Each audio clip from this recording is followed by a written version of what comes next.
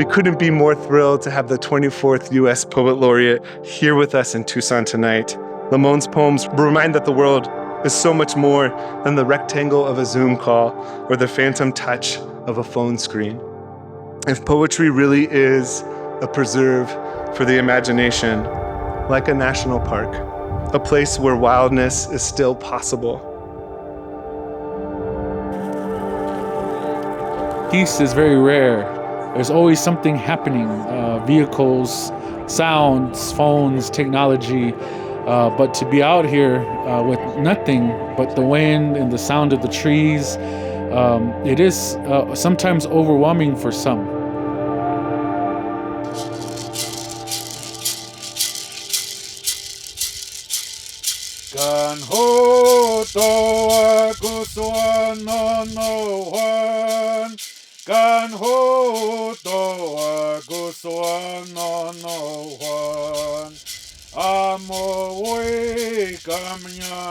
Sometimes when I show up to these places, I think, how is this possible? This was a dream we had in a little office on a rainy day overlooking the Capitol.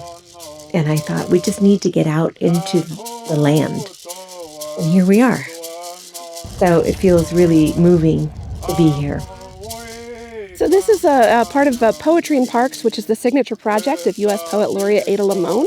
She selected 7 national parks across the country to gift with a picnic table that has a poem picked out specifically for each park. And we're here to celebrate that unveiling of that table, and she's going to speak here to the crowd today. I think connecting the natural world with language is so important, but also recognizing that language often fails. That we walk in a place like this and think, I have no words. And I was thinking about how all the saguaros look like exclamation points. This is the kind of thing that happens when you travel as a poet. And your poor friends have to go, oh, there she goes again. To choose a poem for this park was very difficult. I wanted each poem to be site-specific. And like anything, when you have this idea, I want to do this right, then you go, oh, that takes so much work. It turns out when you want to do things right, it takes a lot of work and a lot of time. And I was really, really grateful that we were able to get this poem by Ofelia Zepeda. It's the only poem in a park that is by a living poet. Is the only poem that's represented in 2 different languages. And it is in the O'odham language. It is so often that we can feel like we don't belong. And I really believe that if we can turn to the natural world, it is telling us that we belong. And over again, that is what I am reminded, that I cannot be unbelonged by this land. Cloud Song. Greenly, they emerge. In colors of blue, they emerge. Whitely, they emerge. In colors of black, they are coming. Reddening, they are right here.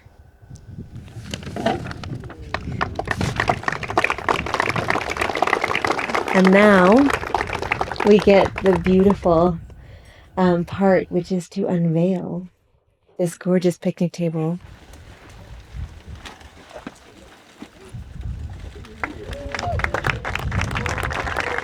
Being out here in the setting, it's just the words that she said out here was so beautiful and so meaningful and so connective to just us as people, especially in this area being O'odham, our ancestral lands here and this connection we feel and our ancestors who have been here, and just the path that we're here on is so much history here.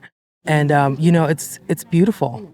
Really interested in seeing our O'odham community members being represented in the different ways around the parks. Saguaro National Park has had a long history, and parks in general, of displacing, indigenous communities that were within park lands in the first place.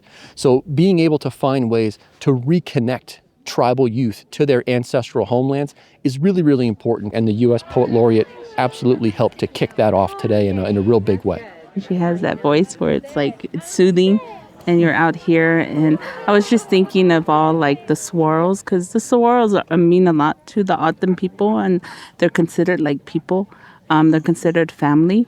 So I was just thinking how her words were embracing all the swirls out here, and they were able to hear all that she was saying. A lot of this project came to be because even if I have moments where I have trouble relating to the idea of being part of a nation or being part of a country, I can see myself as being part of this land. And I can see myself as being part of this planet. And this is a poem where I first sort of etched those ideas into being a new national anthem. The truth is, I've never cared for the national anthem. If you think about it, it's not a good song. It's too high for most of us, with the rocket's red glare. And then there are the bombs. Always, always, there is war and bombs. Once I sang it at homecoming and threw even the tenacious high school band off key. But the song didn't mean anything, just a call to the field, something to get through before the pummeling of youth. And what of the stanzas we never sing?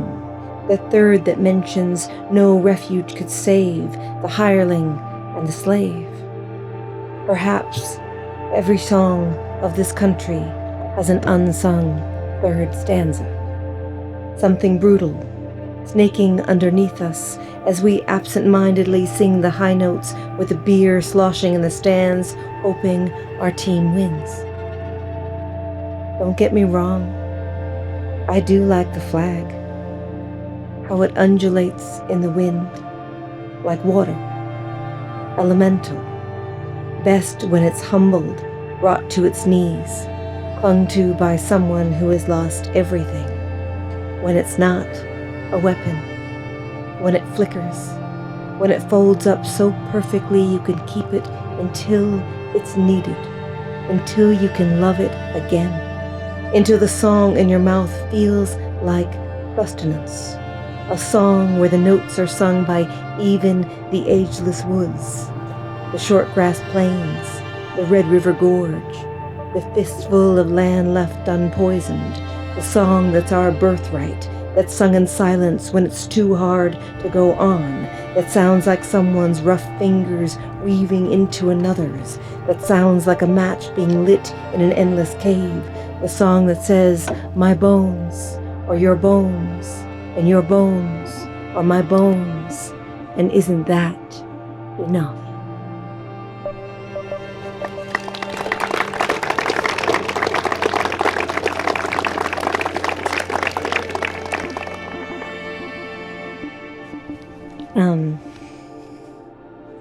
After I wrote that poem, I said to my husband, well, now I'll never be invited to be the Poet Laureate of the United States.